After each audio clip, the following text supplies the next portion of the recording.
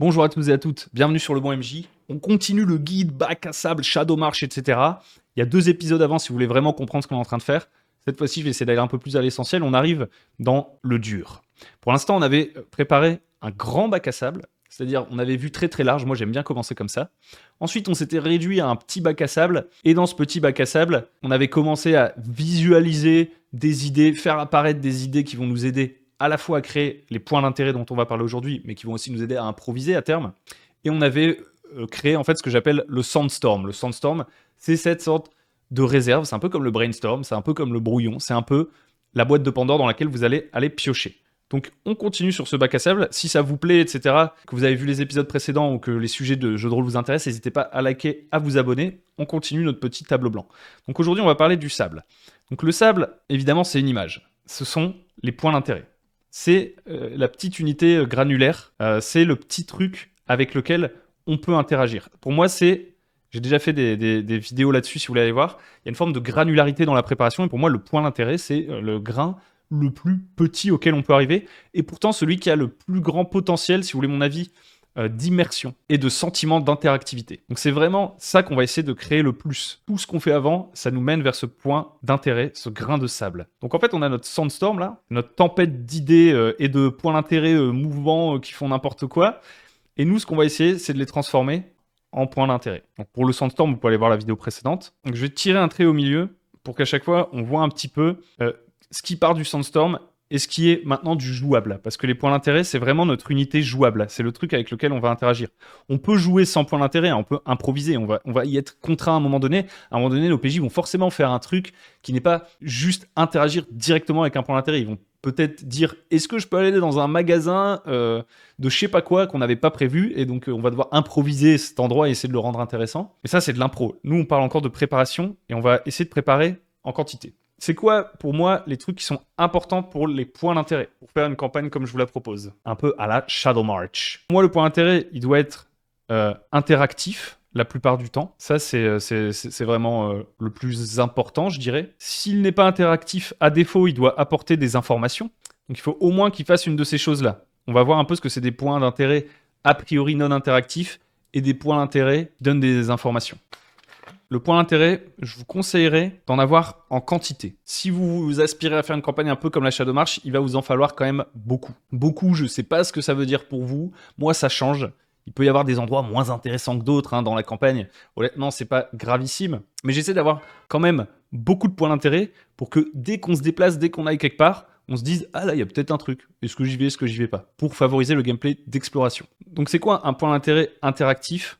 A priori, un point d'intérêt interactif, ça va être un objet, un personnage, quelque chose avec lequel on peut interagir. Vous voyez, par exemple, le fait que quand on arrive quelque part, on voit une statue qui représente quelque chose, a priori, c'est pas interactif, à moins que j'essaie de casser la statue, de faire un truc avec la statue, etc. Ça peut donner des informations sur le lieu, ça peut me mener à me poser des questions qui vont me mener ailleurs, mais c'est moins interactif dans le sens où, une fois que j'ai présenté le truc, en fait, ça risque de produire peu d'action de la part de mon joueur. C'est-à-dire que si je lui décris une statue dans tous ses détails, après il peut me dire ouais, je regarde si la statue elle est comme ci, comme ça. Bon, si je lui ai déjà décrit la statue, à moins qu'il décide de la décoller du sol, etc., il va juste avoir, en fait, j'aurais juste délivré une information à travers ce point d'intérêt, mais lui, en fait, il n'aura pas gagné vraiment en temps de parole pendant la partie, mon joueur, il aura juste été exposé à quelque chose.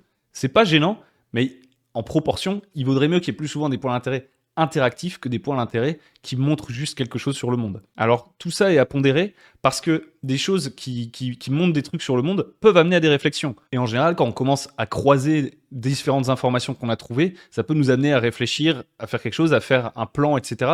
Donc sur le long terme, le fait d'avoir régulièrement des choses qui nous informent sur le monde, etc., ça nous aide à mieux comprendre ce monde et justement à pouvoir mieux interagir derrière avec. Mais il faut le faire avec parcimonie. Si vous avez des points d'intérêt purement descriptifs partout, vous risquez de beaucoup parler pendant que les PJ, ils sont juste en train d'attendre, de se dire, bon, il y a un truc avec lequel on peut interagir, là. Vous voyez ce que je veux dire? Donc la plupart du temps, je pense qu'il vaut mieux aller chercher du point d'intérêt interactif, c'est-à-dire un objet où potentiellement un joueur va se dire qu'il sert à quelque chose, ou pourrait servir à quelque chose, trouver une utilisation créative de l'objet, ou bien des personnages. Grosso modo, c'est les deux trucs. C'est le monde du jeu, il est composé d'objets et de personnages. Il y a rien d'autre. Alors on pourrait mettre les monstres, les animaux, etc., avec lesquels on a peut-être un peu moins d'interaction. Je ne sais pas si on peut dire que c'est des personnages, à vous de voir. pas envie d'entrer dans les débats sémantiques. On peut parler de lieux qui sont pas vraiment en soi des objets, c'est plutôt un endroit. Mais grosso modo, voilà, on pourrait dire qu'il y a l'inerte et le truc vivant qui exprime des choses, etc. Grosso modo, c'est ça les grandes catégories. Moi, je le simplifierais en disant que vous allez avoir des PNJ, des lieux, des objets. C'est ça les points d'intérêt. Pour moi, c'est ça les points d'intérêt. Vous pouvez trouver la petite exception, le petit truc où c'est à la fois un PNJ et un lieu, me dire, en fait, ce monde, en soi, c'est un personnage. C'est le personnage de notre histoire, etc. Mais là, on entre dans le conceptuel. C'est très bien d'avoir des trucs conceptuels, mais pour la méthode qu'on va essayer de suivre, on va essayer, ça c'est un troisième mot, enfin un troisième truc, de créer des choses qui sont matérielles, spatialisées. Des choses qu'on peut trouver en se déplaçant, en ouvrant un tiroir, en faisant quelque chose, en faisant une action, on trouve une nouvelle information. Vous voyez ? Et c'est matériel, c'est quelque part dans l'univers. Nos points d'intérêt, ils sont matériels et ils sont spatialisés. C'est ça qu'on va créer le plus. Alors après, vous allez me dire, on pourrait créer des événements, on pourrait créer un flashback, on pourrait créer des trucs comme ça. Vous pouvez, mais ça ne fait pas partie de la méthode que j'essaie de vous expliquer. C'est plutôt l'exception que la règle pour garder le feeling qu'on essaie de produire de Shadow March. C'est toujours notre objectif. Donc comment on va créer ces PNJ, ces objets, ces lieux ? Eh ben on va les chercher dans notre Sandstorm, évidemment. Dans notre Sandstorm, on a tous les trucs auxquels on a réfléchi un petit peu avant. On a les thèmes, on a les zones, on a, vous voyez, notre carte là un peu qu'on avait essayé de faire. On a nos fronts, c'est-à-dire des actions que veulent faire certaines factions ou certains personnages. Et on a justement nos factions. Nos factions, en quoi elles vont se traduire ? Nos factions, elles vont se traduire en PNJ, en lieu et en objet. Tout simplement. C'est ça l'objectif. C'est de transformer le Sandstorm en points d'intérêt avec lesquels on peut interagir, qui sont plus dans notre tête, qui sont bien là. C'est-à-dire que en jeu, ce que les PJ doivent ressentir, et je pense qu'ils le ressentent dans la Shadow March, c'est un retour qu'ils me font régulièrement, c'est qu'ils ont l'impression que le monde est vivant et que partout, il y a quelque chose. Évidemment, il y a des moments où j'improvise et je pense qu'ils sentent. En fait, moi, ma théorie, c'est que quand le MJ improvise, etc., on le ressent quand même. Et le but un peu de cette préparation en Shadow March, c'est pas de faire comme si on n'improvisait jamais. On va être obligé d'improviser. En fait, je pense même que pendant la partie, j'improvise plus de peut-être 70%, je dis des chiffres au pif, j'improvise peut-être 70%, 80% du temps, vous voyez. Parce que je sais pas ce que les PJ vont faire avec chacun des points d'intérêt. Et le fait que pendant 20% du temps, vraiment je suis au pifomètre, je leur dis exactement ce qui se trouve à cet endroit, etc., ça donne vraiment une sorte de persistance au truc, une crédibilité, une matérialité à la chose. Donc on va essayer de transformer tous nos trucs flottants qui auraient pu nous aider à improviser si on les laissait comme ça, on aurait pu jouer avec que le Sandstorm. Mais nous, on va commencer à les transformer un maximum en la plus grande quantité possible de choses interactives. Donc une faction, ça peut être des PNJ. Des PNJ, c'est quoi ? Des PNJ, ça peut être le chef de faction, ça peut être le sous-chef de la faction, ça peut être le garde devant la porte, ça peut être le traître, ça peut être le mec qui fait la compta des grands méchants, pour savoir à combien d'argent on est aujourd'hui. Ça peut être des lieux, ça peut être l'endroit où sont cachés les trésors de cette faction. Ça peut être le truc qui a pignon sur rue de cette faction. Par exemple, le temple. L'endroit où cette faction cache son trésor, c'est peut-être dans une banque. Boum, on a 2 lieux. Les objets, ça va être les objets spécifiques de cette faction. Est-ce que cette faction porte des masques particuliers ? Est-ce que cette faction manie des armes particulières ? Est-ce que lorsqu'on a éliminé cet adversaire, dans sa poche, on trouve quelque chose ? Là, vous devez vous dire, parce que vous le voyez venir, on va faire la même chose pour les fronts, les zones, les thèmes, vous devez vous dire, mais c'est colossal comme travail. Et en fait, pas tout à fait, parce que comme on le disait, on va improviser. Donc il y a quand même une notion de qualité. C'est-à-dire que tout ce que vous sentez capable d'improviser, mais qui sera peut-être très lambda / standard, vous ne le créez pas. Prenons un exemple concret. Ma faction, c'est une faction de paladins. Voilà, c'est les paladins de la lumière, ils affrontent les morts vivants. Bon, je suis pas obligé d'avoir écrit quelque part les noms de tous les paladins. Vous voyez ? Je peux avoir une idée de qui est leur chef, par exemple, si on parle de personnage. Je peux avoir une idée du sous-chef qui remet en question le chef. Je peux avoir une idée de 1 ou 2, c'est déjà très bien, 1 ou 2 paladins spécifiques. Ça me fait déjà mes personnages. Si j'ai besoin de plus de paladins, j'improvise. J'ai ma liste de noms classiques, n'importe quel jeu de rôle. Maintenant, les lieux. Ils ont leur QG. Ils ont leur camp de campagne qui se trouve à la frontière avec le territoire des morts vivants. Je sais pas. Qu'est-ce qu'ils ont comme objet particulier ? Il y a peut-être une relique qu'ils cherchent absolument pour battre les morts vivants. La relique. Déjà, ça, c'est pas mal, vous voyez. Là, j'ai déjà 6 points d'intérêt. Ils sont pas détaillés. Ensuite, on va voir un peu le détail. Mais j'ai déjà 7 points d'intérêt même, vu que j'ai 1 ou 2 paladins. Donc ça veut dire que dans la ville dans laquelle on va arriver, par exemple, je vais avoir 6 opportunités d'entendre parler des paladins. Si je fais ça pour les 4 factions de la ville, vous voyez ? Ça veut dire qu'il y a 6 endroits, 6 personnages, 6 bidules, en fait, interactifs avec chacun d'entre eux et qui sont préparés, qui ont un petit détail croustillant qui les rendent un peu plus vrais que si ça avait été improvisé. Et derrière, le fait d'avoir fait le travail de créer ces points d'intérêt, en plus, ça va m'aider à improviser. Parce que ça m'aide à fouiller ma faction. Si j'avais juste dans la tête cette faction, c'est un peu les paladins du bien, etc., je sais pas quoi, je serais vite allé, pas nécessairement dans le cliché, on va dire dans le sens classique du terme, le cliché que tout le monde connaît, mais en tout cas, je vais souvent ressortir la même chose, en fait. Moi, je peux avoir une idée assez conceptuelle dans ma tête de ce que j'imagine être ces paladins. Le problème, c'est que pour que ça se traduise et que ça ait l'air un peu plus vrai que nature, il va leur falloir les petits détails, les petits trucs. Et donc, ça, on va le voir avec le détail. Donc ça, c'était une manière de décliner, par exemple, une faction. Mais vous pouvez le faire avec des fronts. Si on dit, il y a le front mort-vivant versus paladin, plutôt le conflit. En fait, la dernière fois, je vous propose une petite pause. La dernière fois, j'avais parlé front plus conflit, parce que pour moi, c'est deux manières de voir les choses. Vous reverrez dans la vidéo précédente. Mais honnêtement, moi, les fronts, les conflits, tout ce qui est en mouvement, en fait, je le mets un petit peu dans la même catégorie, vous voyez. C'est des trucs qui peuvent potentiellement arriver, c'est des enjeux en fait. On pourrait regrouper front conflit dans des enjeux. Le mot est peut-être pas exceptionnellement précis, mais voilà. Donc disons que on a ce front conflit paladin vs mort-vivant. Comment il peut se traduire en PNJ, lieu, objet? Bah peut-être que le lieu, il peut y avoir la frontière, qui est pas loin du coup, enfin forcément le camp dont on a parlé plus haut avec la faction des paladins, bah elle est pas loin de cette frontière entre les terres des morts-vivants et les terres des paladins. Il peut y avoir un champ de bataille spécifique, une bataille récente qu'on pourrait croiser, qui témoigne de la violence. Donc là, c'est plutôt un endroit info, vous voyez, ce champ de bataille. Quand on reprend nos points d'intérêt, c'est un lieu qui donne juste des infos, jusqu'à ce que les PJ décident de fouiller. Là, vous pouvez vous dire, ah, les PJ vont peut-être décider de fouiller, et donc ça va peut-être devenir interactif. Ça va dépendre d'eux. Si vous avez envie, vous pouvez ajouter un objet un peu spécial. Sinon, vous improviserez. Vous direz, bah, tu vois des épées pêle-mêle, des trucs cassés par terre. Il n'y a pas grand-chose en très bon état. Vous improviserez à ce moment-là, mais vous pouvez déjà décliner un petit objet de ce champ de bataille. Là, ça peut être pas mal.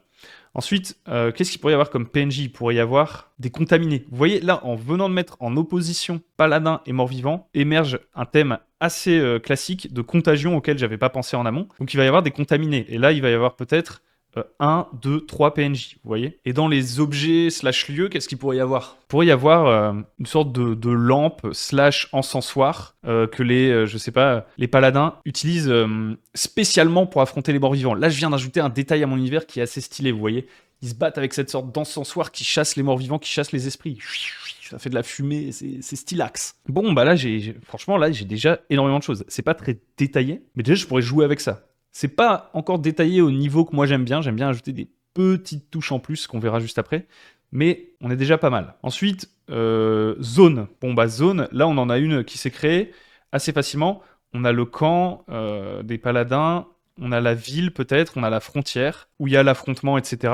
On a déjà des trucs qui ont émergé, on a le champ de bataille, bon on l'a déjà mis comme petit point d'intérêt. Et ces zones-là en fait, maintenant que je les reprends en tant que telles, plutôt que de les voir sous le prisme paladin. En fait, vous voyez, si je reste à paladin lieu, j'ai le QG des paladins en tête. Et ce serait un peu pauvre. Vous voyez qu'il n'y ait que le QG des paladins, quelque chose comme ça. Si ce QG est dans une ville, j'aime bien que cette ville soit vivante.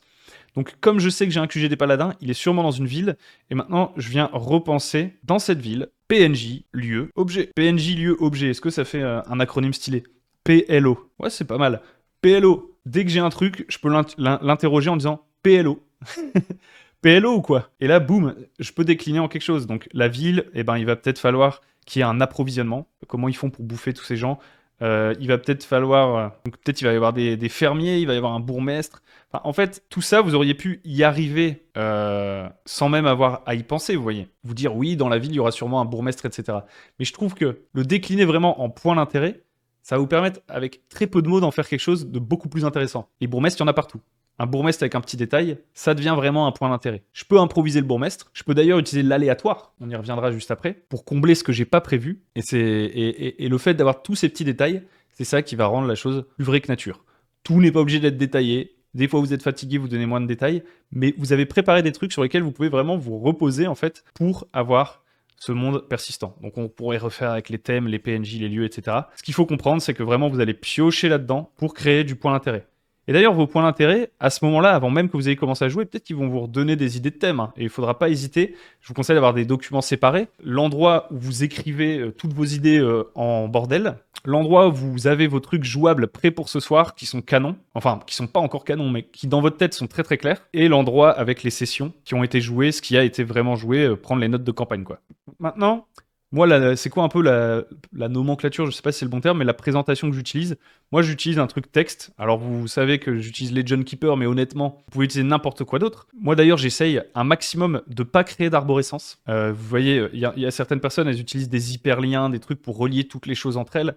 Moi, j'essaye de pas le faire. Et d'ailleurs, j'essaye de pas me reposer sur ma nomenclature à fond. Moi, ce qui compte pour moi, c'est d'avoir des points d'intérêt au moment où on va jouer. C'est vraiment ça. Le but de toute cette méthode, c'est pas du tout de ressortir avec un beau document bien préparé, là, genre, ouais, je peux le publier, ou alors un beau Notion, là, où je clique sur un bouton, oh, ça me renvoie vers une image d'un truc que j'avais préparé et tout.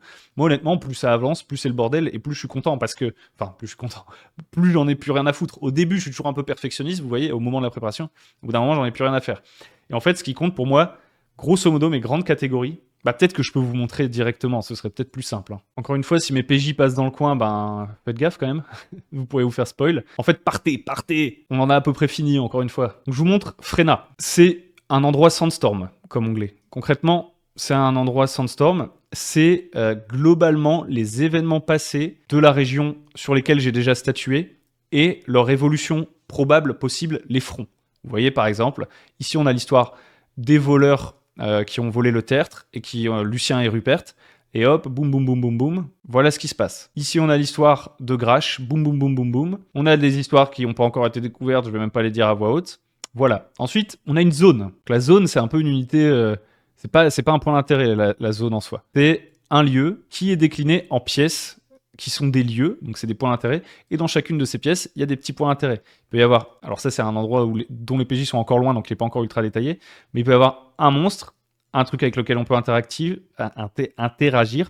une idée de ce que la pièce est, un petit truc descriptif, c'est vraiment, les choses sont les unes à la suite des autres. J'ai pas créé pour chaque monstre, vous voyez, un autre onglet. Sinon, j'ai pas une bonne représentation visuelle simple, parce qu'il y a quand même un enjeu derrière, c'est comment on fait pour naviguer avec tous ces points d'intérêt. Il faut que ça reste simple. Moi, je vous conseille vraiment de les regrouper simplement. Donc, par exemple, moi, les donjons, j'en fais des pages remplies des points d'intérêt du dit donjon. Celui-là, il est déjà un peu plus détaillé, vous voyez. Mais si je prends une ville, là, j'ai un petit background. Ça fait pas partie de la méthode que je suis en train de vous expliquer. C'est pour me souvenir un peu de l'histoire, me la raconter un peu à moi-même. Mais ensuite, boum, c'est que des points d'intérêt, vous voyez. Ça, c'est une ville. Il y a un personnage qui est dans un lieu. Ce personnage, il a une histoire à raconter. Il y a un autre personnage. Il y a un autre personnage, il y a un autre personnage. Donc dans les villes, souvent, ma plus grosse unité, c'est le personnage. Ici, j'ai des points d'intérêt de type rumeur. Les rumeurs, c'est un peu une spécificité, on va voir ça juste après. Voilà, j'ai un lieu, j'ai des points d'intérêt. Ici, j'ai une statue qu'on peut voir. Ici, il y a une interaction possible que personne n'a remarqué. Ici, il y a un autre lieu. Et en fait, c'est aussi bête que ça. J'essaye pas de faire, vous savez, peut-être que c'est utile à certaines personnes, des grandes arborescences de points d'intérêt qui se représentent avec des traits qui relient, qui font des belles constellations, etc. Moi, ça, je m'en fous. Je le fais de temps en temps quand je veux. Celle-là, elle est pas ouf. Je le fais de temps en temps, mais c'est pour du sandstorm, comme on disait. C'est pas ce qui est prêt à être joué. C'est pour moi mieux me repérer. Quand je suis en train de préparer, retrouver des infos plus rapidement. J'essaie de vous trouver un truc là. Donc, vous voyez toute cette nomenclature à gauche, ça sert à rien de venir me demander comment je l'organise. Ça change très régulièrement. C'est mon sandstorm. C'est pas ce que je joue. C'est tout ce qui se passe derrière qui me permet de créer mes points d'intérêt pour quand on va jouer. Voilà, ça c'est un bon truc. Vous voyez, par exemple, parfois, je vais avoir besoin d'un peu plus visualiser les choses côte à côte. Ça me sert à la visualisation, mais ça, pendant la partie, ça me sert, à la limite, si j'ai oublié un nom, peut-être je vais retourner sur cet onglet-là parce que j'ai oublié de le noter dans mon document pour jouer, qui est sous forme de point d'intérêt. Je vais dire, oula, c'est quoi déjà ce parti politique? Ok, le parti des rocs, c'est parti. De temps en temps, je vais avoir des trucs comme ça pour, moi, réfléchir, mais ça n'est pas ce dont j'ai besoin pour jouer. C'est ce dont j'ai besoin pour m'éclaircir les idées. Ce avec quoi je joue, c'est vraiment des listes de points d'intérêt par endroit. Donc voilà, si on devait résumer, moi, ma meilleure manière de voir les choses, c'est la spatialisation, parce que je sais que si un PJ va à tel endroit, en fait, si je sais globalement qu'un PNJ, il a tendance à être à un certain endroit, par exemple, c'est le forgeron, le forgeron, il est à la forge la journée, il est chez lui la nuit, il boit des coups le soir avant d'aller se coucher. Et que mes PJ, je sais qu'à la prochaine séance, ils vont arriver le soir dans la ville. bon, je vais positionner grosso modo les PNJ là où ils seraient le soir, vous voyez. Et ensuite, j'improviserai si mes PJ ils restent 4 jours dans la ville, qu'à un moment donné ils vont au marché.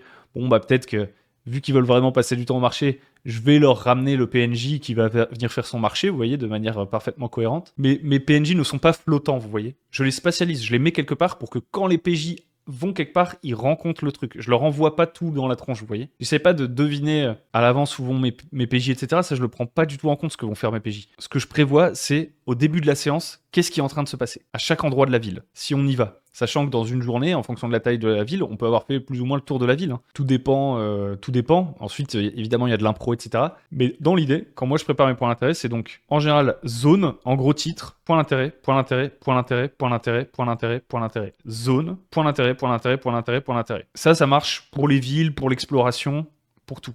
À partir du moment où on est dans un donjon où il y a vraiment beaucoup de salles très spécifiques, un endroit que j'ai vraiment beaucoup plus détaillé, en général, je vais faire une nouvelle page.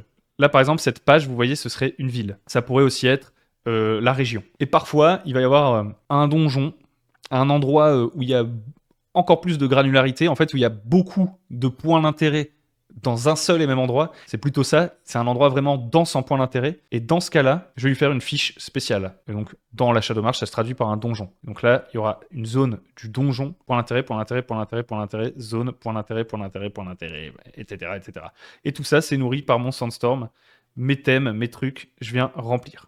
Donc maintenant, avant de terminer, une dernière petite chose par rapport au point d'intérêt. Qu'est-ce que je mets dans mon point d'intérêt ? Ça va vraiment dépendre de vous. On n'est pas tous aussi bons pour improviser des choses. On a chacun nos petits points forts. Peut-être que vous, par exemple, vous êtes très visuel et très vite, dès qu'il y a un nouveau PNJ, hop, vous avez une idée d'un petit détail à lui mettre. Ah, il est roux. Ah, il a un nez retroussé. Ah, il est blond et bourriffé. Ah, il a une barbe tressée. Ah, il est tout petit. Ah, il a une voix un peu d'enfant. Peut-être que vous pouvez improviser ça, ou peut-être que vous le pouvez pas. Et donc, du coup, ça peut valoir le coup de mettre un mot-clé. Moi, je pense que ce qui est intéressant, c'est que le point d'intérêt, en général, on veut qu'il délivre la majorité du temps quelque chose. Si on y a pensé, c'est qu'on veut qu'il délivre quelque chose. Il y a quand même une intention derrière la création d'un point d'intérêt. On ne crée pas tout. On ne pourrait pas le faire. Donc, si par exemple, c'est un PNJ, moi, la plupart du temps, ce que je vais faire, c'est déjà noter le truc pour lequel j'ai créé ce PNJ, en fait, tout simplement. Donc, par exemple, en général, c'est soit sa fonction. En général, c'est sa fonction. C'est sa fonction, donc c'est aubergiste, forgeron, machin. Je mets son métier, quoi. Ensuite, je mets 1 à 2 détails visuels, psychologiques, tics de langage, n'importe quoi. C'est vraiment classique, mais je pense que ça vaut le coup qu'on repasse vite fait. Et ensuite, je lui mets truc qu'il est en train de faire, probablement. Par exemple, si c'est l'aubergiste, qu'est-ce qu'il est probablement en train de faire au moment où on arrive ? Bien sûr, l'aubergiste. Si mes PJ décident de se promener en ville, qui vont au marché le matin, ils pourraient bien croiser l'aubergiste avant même d'être allé à l'auberge et de l'avoir rencontré à ce moment-là. Et dans ce cas-là, je me dirais, ah, ça peut être marrant d'intégrer l'aubergiste, boum. Et l'aubergiste, il va pas être en train de faire la vaisselle, il va être en train de faire le marché, vous avez bien compris. On vise le plus probable. On va essayer de ne pas le forcer. On n'essaie pas de pousser nos points d'intérêt vers les joueurs. C'est ça le côté exploration. On pousse pas. Vous voyez, ce qu'on écrit là, c'est pas des événements. C'est pas quand ils arrivent, il y a l'aubergiste qui arrive et qui leur dit blablablou. Non, c'est s'ils vont à l'auberge, ils peuvent rencontrer l'aubergiste qui est en train de faire ça. Et s'ils posent des questions à l'aubergiste, ils pourraient leur dire ça, etc. C'est que du conditionnel. Ou plutôt du petit détail de point d'intérêt.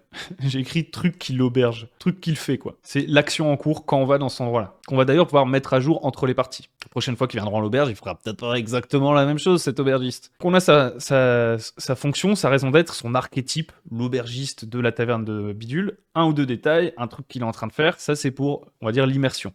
Et ensuite, je vais aller voir tous mes thèmes, tous mes conflits, tous mes fronts, et je vais voir s'il y en a un auquel je peux le rattacher. Mais ça ne veut pas dire que ça va faire avancer l'intrigue. Peut-être tu vas juste en parler pour augmenter la verisimilitude. C'est le blabla, c'est le brouhaha de la vie. L'aubergiste, je peux l'inventer sans qu'il ait forcément une fonction dans l'histoire. Typiquement, l'aubergiste de l'écorcé vif qui parle comme ça, elle n'est pas liée à l'histoire, mais je sais que les PJ vont sûrement aller interroger l'aubergiste. Donc je lui note une petite opinion sur quelque chose, ou alors une petite histoire personnelle, qui peut, à terme, devenir un front. C'est pas parce que moi je l'ai considéré comme secondaire, là, je l'ai mis juste dans un PNJ, je l'ai mis juste pour rendre le PNJ plus crédible, qu'il ait quelque chose à faire ce PNJ, que ce soit pas juste l'aubergiste. Si ça tombe, il va dire, ou plutôt elle va dire, en l'occurrence c'était une aubergiste, elle va dire « Ah, mon mari est très malade, je n'en sais rien, si ça tombe, mes PJ vont vouloir aller soigner son mari. » Ça veut pas dire que ça va être le cas, mais le fait d'avoir ce petit détail, ça rend le monde plus crédible, à tout moment, mes joueurs peuvent s'intéresser à ça. Et à ce moment-là, entre les séances, je vais pouvoir le développer ou alors je vais pouvoir improviser. En fait, il faut qu'on ait toujours l'impression qu'on peut et qu'il n'y a pas des choses nécessairement plus importantes vers lesquelles on veut nous mener. C'est ça le feeling bac à sable, je pense. Pour les lieux, en général, comme point d'intérêt, il va y avoir première impression, et des fois je l'écris même pas. Des fois je l'ai suffisamment dans ma tête, et vous, ce sera pareil. Mais faire l'exercice régulièrement, ça renforce votre capacité à y penser sur le moment et à improviser. Donc première impression, les points d'intérêt du lieu, c'est-à-dire en général des objets et des personnages. C'est qu'est-ce que je vois quand j'arrive et qu'est-ce que derrière mes PJ vont sûrement chercher à interagir de prime abord avec. Et puis voilà quoi, et les objets, il y a l'apparence, il y a la fonctionnalité, vous voyez. J'ai pas vraiment de trucs qui sont des impondérables qu'on est obligé de mettre pour chacun de ces points d'intérêt, mais c'est pourtant bien la forme qu'ils prennent, c'est-à-dire un titre et un petit paragraphe, idéalement un petit bullet point pour mieux me repérer. Et tous ces points d'intérêt, comme on l'a dit, on essaye de les spatialiser pour encourager le fait que ce soit la proactivité. En fait, c'est pour encourager la proactivité. Si tous les événements viennent à mes PJ, si toutes les infos je leur amène, si peu importe ce qu'ils font, je leur amène les points d'intérêt toujours vers eux, ça n'encourage pas la proactivité et l'exploration qui est une des composantes de tout ce qu'on essaie de faire depuis le début. Il faut qu'ils aient des indices qui les amènent à se dire « Ah, je peux aller quelque part », donc il faut que ces points d'intérêt soient potentiellement visibles. Vous voyez, il faut que je décrive des choses ou que je leur mette une carte pour qu'ils puissent directement voir qu'il y a des choses à faire et qu'ensuite, de leur propre chef, ils se disent « Ah bah je vais aller là-bas, je pense que ça pourrait nous amener des indices pour telle histoire. Ah bah je vais aller là-bas parce qu'on doit faire les courses. » Il va faire les courses quelque part, boum, il y a un PNJ qui a une histoire, qui raconte quelque chose. Et à chaque fois qu'on va quelque part, il se passe quelque chose comme ça. C'est ça le gameplay qu'on essaie de faire, à l'inverse du gameplay qui consiste dans parfois des trucs un peu plus drivés, rythmés d'une certaine manière, qui veulent vraiment diriger quelque part et qui sont honnêtement tout à fait cool aussi. Une des grosses différences, fondamentalement, c'est que si vous avez beaucoup de points d'intérêt, ils vont comprendre que c'est comme ça que ça marche, ils vont l'intégrer et ça va devenir naturel pour eux d'aller tout le temps vers les choses. Ensuite, ce sera à eux de discriminer, ça m'intéresse, ça m'intéresse pas, ça m'intéresse pour mon objectif actuel, ah ça pourrait être mon prochain objectif quand j'aurai réussi mon objectif actuel, ah ça pourrait intéresser machin parce qu'il avait un peu cet objectif de son côté, ce petit hobby, cette petite vocation qui s'est fixée. Et les PJ se partagent les infos, explorent et ensuite déterminent des objectifs et font des choses dans le monde. La manière pour nous de le faire, c'est par la proactivité avant tout. C'est eux qui drivent. C'est pour ça qu'on a autant de points d'intérêt. On va éviter de leur amener les informations. On va éviter de leur donner que les informations importantes. Parce que si on leur donne que les informations importantes, le réflexe que ça va produire, vous voyez, si quand je suis dans une ville, je vais faire les courses, on me dit « Ok, t'achètes quoi ?» Bam, bam, bam, on passe à autre chose. Ça veut dire que dans le marché, techniquement, il n'y avait rien d'important. Alors que si le joueur, il me dit je vais faire les courses, et que à ce moment-là, j'en profite pour poser de la petite rumeur, pour poser du petit truc, pour poser du petit machin, ça veut dire, où qu'on aille, il peut se passer quelque chose, et le gameplay le récompense, en fait. Ça veut pas dire qu'à chaque fois qu'ils vont aller faire les courses, on aura prévu 50 points d'intérêt. Ça veut dire que quand ils arrivent dans une ville, pendant une séance, et qu'ils font 1-2 magasins, c'est 1-2 magasins, boum, ils ont un truc particulier. S'ils décident de faire les magasins pendant toute une séance, on va faire une ellipse. S'ils décident de rester pendant 1 mois dans une ville, on va faire une ellipse potentiellement, à moins que les joueurs aient des envies spécifiques de choses, c'est-à-dire qu'ils sont proactifs, ils disent, je leur dis, vous voulez faire un truc particulier pendant ces 1 mois, ils me disent oui, et ben on y va, c'est ça le bac à sable. C'est pas moi qui dis, allez, on passe 1 mois, et du coup, voilà comment l'histoire a avancé. C'est une manière vraiment différente de faire les choses, c'est vraiment à chaque fois à l'initiative des PJ que tout se passe. Alors ce que vous pouvez vous dire, et ensuite je termine parce que sinon ça va vraiment, on va finir complètement hors sujet et trop empiéter sur la suite. Ce que vous pouvez vous dire, c'est peut-être que c'est pas intéressant pour le MJ en fait. Mais honnêtement, moi je me suis jamais autant éclaté pour plusieurs raisons. Parce que la préparation, j'adore, en fait ça fait que je crée plein de trucs et j'adore créer des trucs. Comme je vous disais, il y a encore plein d'improvisations à faire, plein de choses à... Je suis pas du tout attentiste en fait. C'est juste que maintenant, contrairement à beaucoup de parties, quand je dis que faites-vous, mes PJ en général, ils savent tout de suite ce qu'ils veulent faire. Alors que je peux vous dire qu'il y a des parties où c'est pas comme ça. Parce qu'en fait, ils ont pris l'habitude que s'ils avancent, s'ils font des choses, il se passera forcément quelque chose. Donc c'est une sorte de cercle vertueux. Et du coup, au contraire, moi je dois improviser, je dois faire plein de trucs.